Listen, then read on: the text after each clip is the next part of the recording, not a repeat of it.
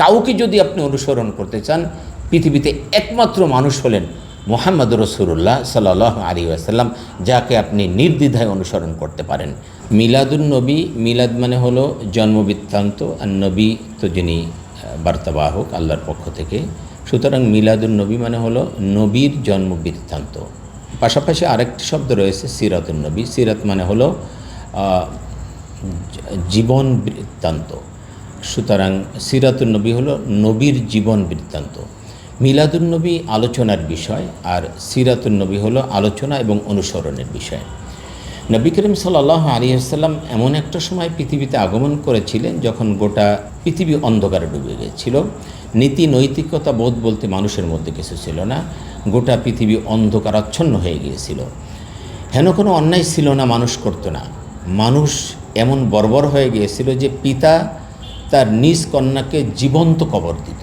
শুধু তাই না, এমন কোনো অন্যায় ছিল না যে মানুষ করতো না। সেই যুগকে জাহেলি যুগ বলা হতো। মানুষ এমন বর্বর হয়ে গিয়েছিল যে অন্ধকার যুগ বলা হতো সেই যুগকে। এই যুগের ব্যাপারে আল্লাহ পাক কোরআনুল কারীমের মধ্যে বলেছেন যে অকুনতুম আলা শাফা হুফরাতি মিনান নার, তোমরা তো জাহান্নামের কিনারে দাঁড়িয়েছিলে। অর্থাৎ পৃথিবী একটা টার্নিং পয়েন্টে দাঁড়িয়েছিল যে যার ধ্বংস অনিবার্য, অথবা তাকে পুনর্জন্ম গ্রহণ করতে হবে। এভাবে মনুষ্য সমাজ চলতে পারে। এক্সট্রিম মশার কয়েল প্ল্যান্ট ফাইবার দিয়ে তৈরি, ডেঙ্গু চিকুনগুনিয়া বাহি সহ যে কোনো মশার বিরুদ্ধে দেয় এক্সট্রিম সুরক্ষা। আল্লাহ রাব্বুল আলামিন পৃথিবীবাসীকে রহম করলেন আর পাঠিয়ে দিলেন তার প্রিয় হাবিবকে, আর ঘোষণা করলেন ওমা আরসালনাকা ইল্লা রাহমাতাল লিল আলামিন, হে রসুল আপনাকে আমি জগৎ সমূহের রহমত হিসাবে প্রেরণ করলাম। রসুল পাক সাল্লাল্লাহু আলাইহি ওয়াসাল্লাম পৃথিবীতে আসলেন আর সমস্ত মানুষ মানবতা ফিরে পেল। মানুষ আবার মানুষ হলো, আলোকিত মানুষ হলো। আর সেই মানুষগুলো পৃথিবীর ইতিহাসের সবচেয়ে বর্বর অসভ্য মানুষগুলো পৃথিবীর ইতিহাসের সবচেয়ে ভালো মানুষে পরিণত হয়ে গেলেন। তারা দুনিয়া থেকে জান্নাতের সুসংবাদ পেয়ে গেলেন। সেই মানুষগুলো পৃথিবীর ইতিহাসের সবচেয়ে ভালো মানুষে পরিণত হলেন।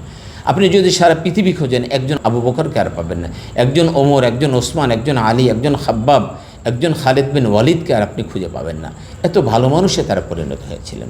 আল্লাহ রাব্বুল আলামিন রসুল পাক সাল্লাল্লাহু আলাইহি ওয়াসাল্লামের ব্যাপারে বলেছেন ইন্নাকা আলা খুলুকিন আযীম, হে রসুল আপনি সর্বোত্তম আদর্শের উপরে সুপ্রতিষ্ঠিত। আল্লাহ পাক নিজে সার্টিফিকেট দিয়েছেন তার চরিত্রের ব্যাপারে। এক কবি বলেছেন লা ইমকিনু সানাউ কামা কানা হাক্কাহু বা'দাজ হুদা বুজুরগতি কিসসা মুখতাসার, যে হে রসুল আপনার গুণকীর্তন করে আসলে আমরা শেষ করতে পারবো না।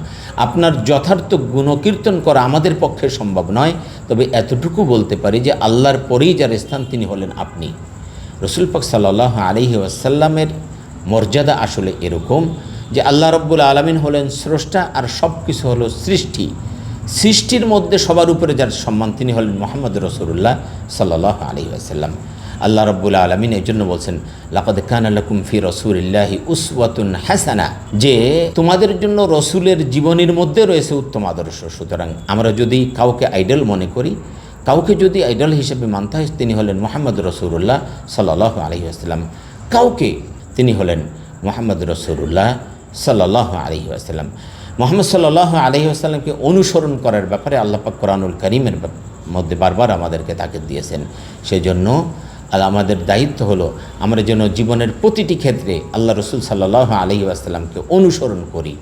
এই যে আলোচনা বা এই যে রবিউল আউয়াল মাস আসলে আমরা সেমিনার, সিম্পোজিয়াম যাই করি না কেন, মূল উদ্দেশ্য হলো আমরা যেন জীবনের প্রতিটি ক্ষেত্রে মুহাম্মদ রাসূলুল্লাহ সাল্লাল্লাহু আলাইহি ওয়াসাল্লামকে অনুসরণ করি। ব্যক্তিগত জীবন, পারিবারিক জীবন, সামাজিক জীবন, সব ক্ষেত্রে আমরা যেন আল্লাহর হাবিবের অনুসরণ করি।